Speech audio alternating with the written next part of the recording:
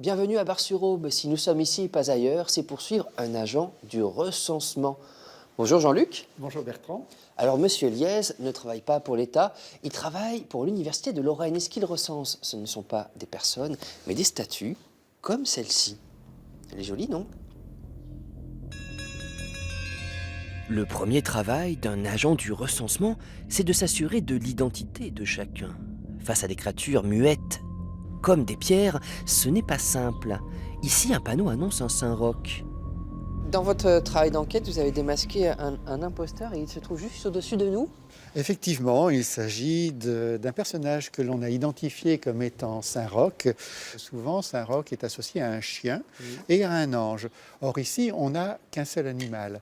Mais vous serez d'accord avec moi que le pelage frisé de l'animal ressemble peu à un chien. En fait, il faut reconnaître un lion. Et le lion, en fait, est l'animal qui est associé au martyre d'un saint, un saint qui est honoré à Langres, Saint Mamet. Grâce à l'œil de l'expert, l'erreur est réparée. Saint Mamet fut éviscéré, un martyr qui le conduit à être invoqué pour les maux de ventre.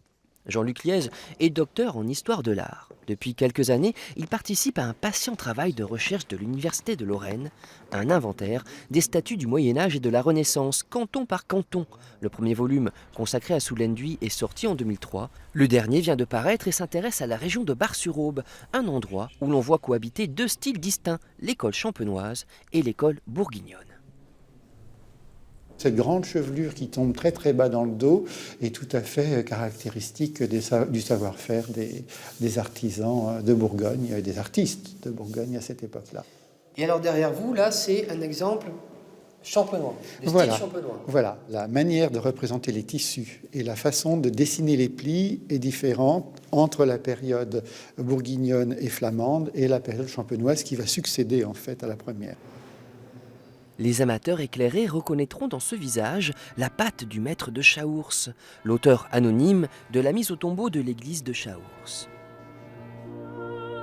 Jean-Luc Liez ne s'intéresse pas spécialement aux chefs-d'œuvre. Avec lui, toutes les statues, même les moins jolies ou les plus usées, comme ce Saint-Sébastien, ont leur chance. C'est une étude systématique qu'il a réalisée. Au total, combien d'églises vous avez visitées pour cette étude? Avec Bar-sur-Aube que nous venons de voir, 4 autres églises, Baroville ici, Fontaine, Ailleville et Proverville que nous verrons tout à l'heure. Donc un petit secteur. Petit secteur, mais beaucoup de statues. Sa peinture date du 19e siècle, mais cette Vierge remonte au 14e. C'est son déhanché suggestif caractéristique de l'époque qui nous l'apprend. Si vous remarquez bien, la main droite de Marie porte un anneau. En fait, c'est une allégorie de l'Église représentée par Marie avec Jésus qui représente en fait Dieu et la parole de Dieu. Mais l'alliance, elle représente L'alliance représente l'union de l'Église avec Dieu. Dieu aimerait aussi la musique. Un peu de viol pour nous amener à Proverville, au pied de Saint-Genès. Saint Genest, qui est le saint patron des comédiens, qui a donné lieu à un culte dans cette église. un comédien, mais là, il joue de la musique. Alors, il joue de la musique parce que, effectivement, pour un sculpteur, représenter un comédien, c'est très très difficile.